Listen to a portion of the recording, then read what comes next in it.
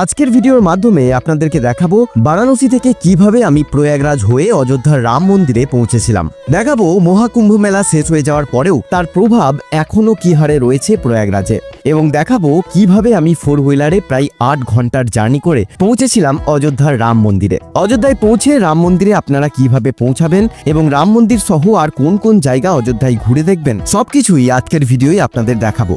ভিডিওটা খুবই ইন্টারেস্টিং হতে চলেছে। প্রত্যেকটা মুহূর্তে থাকবে নতুন নতুন ইনফরমেশন এবং একটা চিরস্মরণীয় রোড ট্রিপ। চলুন বেশি কথা না বলে শুরু করি আজকের ভিডিও। ভোর 5টা, একটা নতুন দিনের শুরু। ভোর ভোর চলে এসছে আমাদের গাড়ি। এই গাড়ি করেই আমরা আজকে রওনা দেব অযোধ্যার রাম মন্দিরের উদ্দেশ্যে। ইচ্ছে আছে যাবার পথে প্রয়াগরাজ হয়ে রাম মন্দিরে পৌঁছানোর। আমাদের হোমস্টের ওনার এই গাড়ির সাথে আমাদের কন্ট্যাক্ট করিয়ে দেয়। আমরা চলেছি ন্যাশনাল হাইওয়ে 19 ধরে। আমাদের প্রথম গন্তব্য প্রয়াগরাজ, বারাণসী থেকে যার দূরত্ব আনুমানিক 121 কিলোমিটার। সূর্যের আলো এখন ভালোভাবে ফুটে ওঠেনি। মসৃণ রাস্তার উপর দিয়ে দ্রুত গতিতে আমাদের গাড়ি ছুটেছে প্রয়াগরাজের উদ্দেশ্যে।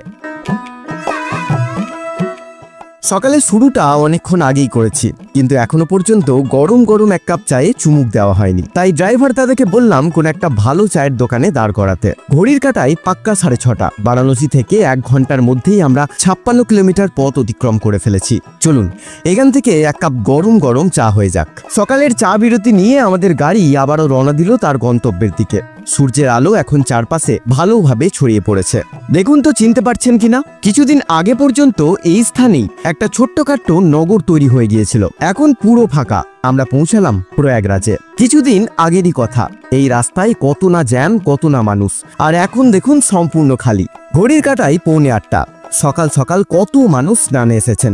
এই সেই জায়গা যেখানে গঙ্গা, যমুনা আর সরস্বতীর মিলনে গঠিত হয়েছে ত্রিবেণী সঙ্গম। এই সেই জায়গা যেখানে আয়োজিত হয়েছিল মহাকুম্ভ মেলা।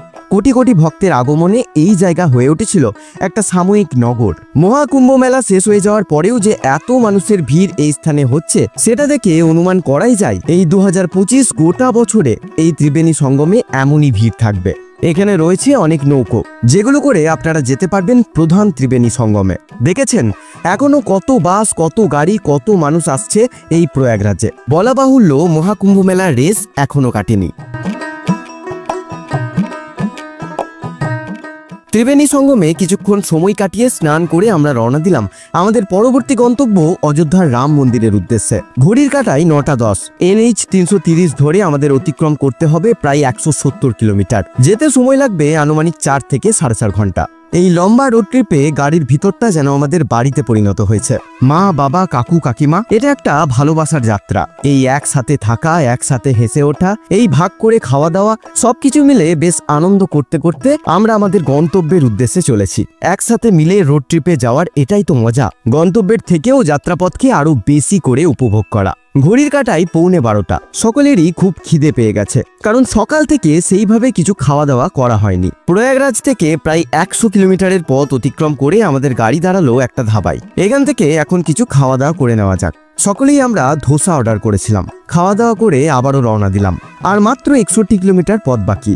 ঘড়ির কাঁটা বলছে দুপুর 1:30। আমরা পৌঁছালাম অযোধ্যায়। এই পর্যন্তই আমাদের গাড়ি আসতে পারবে। এরপরে আমাদেরকে অযোধ্যায় ঘোরার জন্য আলাদা করে অটো বা টোটো করতে হবে। এখান থেকে অযোধ্যার রাম মন্দিরের দূরত্ব 5.5 কিলোমিটার। যথারীতি আমরাও একটা অটো করে রওনা দিলাম রাম মন্দিরের উদ্দেশ্যে। কিন্তু প্রথমে আমরা রাম মন্দিরে যাচ্ছি না, তার আগে 2-1টা জায়গা আমরা ঘুরে দেখব। সর্বশেষ যাব রাম মন্দিরে। কি অপূর্ব সুন্দরভাবে রাস্তাটি সাজানো হয়েছে, চোখ যেন ফেরানো যায় না। রামায়ণের বিভিন্ন দৃশ্য রাস্তার ধারে ধারে আঁকা রয়েছে।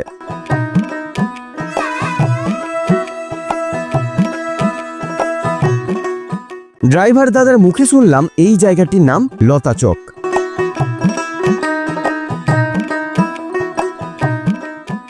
আমরা সর্বপ্রথম যাচ্ছি রামঘাটে, যেটি সরায়ু নদীর তীরে অবস্থিত। এই হচ্ছে সরায়ু নদী। রাম মন্দিরে যাওয়ার আগে এখানেই সকলে আসেন স্নান করতে বা মাথায় জল স্পর্শ করতে। বাল্মীকি রামায়ণের বহু পর্বে এই নদীর কথা বলা হয়েছে। ঋষি বিশ্বামিত্রের কাছে শ্রী রামচন্দ্র যাওয়ার সময় এই নদীতেই নৌকা ভ্রমণের বর্ণনা পাওয়া যায়। কালিদাসের মহাকাব্য রঘুবংশেও এই নদীর উল্লেখ আছে। পরবর্তীকালে তুলসী দাসজিও রামচরিতমানসে এই নদীর প্রশংসা করেছেন। রামঘাট থেকে এবার আমরা রওনা দিলাম রাম মন্দিরের উদ্দেশ্যে। রাম মন্দিরের অনেকটা দূরেই টোটো আমাদের নামিয়ে দিয়েছিল। সেখান থেকেই এখন হেঁটে হেঁটে যাচ্ছি রাম মন্দিরে। ঘড়ির কাঁটায় দুপুর 2:20।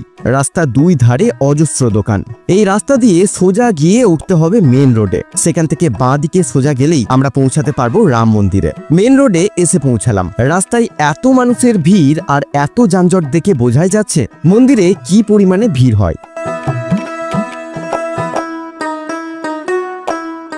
মন্দিরের কাছে এসে পৌঁছালাম। এবার এই রাস্তা দিয়ে হাজার হাজার ভক্তের মতো আমাদেরকেও ঢুকতে হবে মন্দিরের ভিতরে। কিন্তু মন্দিরটা ঠিক কোন জায়গায় সেটা এখনো আমি বুঝতে পারিনি। দেখি সবাই যেদিকে যাচ্ছে আমিও সেদিকেই যাই। এরকম সুন্দর রেলিং রয়েছে। শুনলাম এখান থেকে অনেকটা পথই যেতে হবে এরকম রেলিং ধরে। তাই যারা হাঁটতে পারবেন না তাদের জন্য সরকার থেকেই হুইল চেয়ারের ব্যবস্থা রয়েছে। হাজার হাজার ভক্ত একসাথে আমরা রেলিং ধরে চলেছি মন্দিরের উদ্দেশ্যে। জানি না ফোনটা কোথায় জমা নেবে, কারণ মন্দিরের ভিতরে ফোন নিয়ে যাওয়া বন্ধ হয়ে গেছে।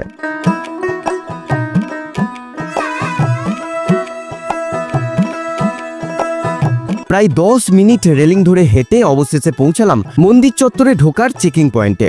এখানে আমাদের ব্যাগ চেক করা হবে।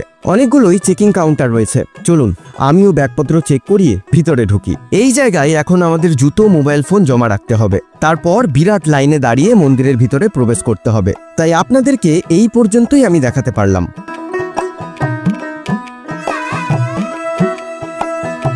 রাম মন্দিরের অপরূপ সৌন্দর্য মুখে বর্ণনা করার কোনো শব্দ খুঁজে পাওয়া বড়ই মুশকিল। মন্দিরের কাজ এখনো পুরোপুরি শেষ হয়নি। খুব সুন্দরভাবে আমরা ভগবান শ্রী রামচন্দ্রের দর্শন করলাম এবং যথারীতি আবারও টোটো করে রওনা দিলাম গাড়ির উদ্দেশ্যে। এই ছিল আজকের ভিডিওটা যদি আপনাদের ভালো লাগে অবশ্যই একটা লাইক করে চ্যানেলটাকে সাবস্ক্রাইব করে রাখবেন, না হলে আমি হারিয়ে যাব।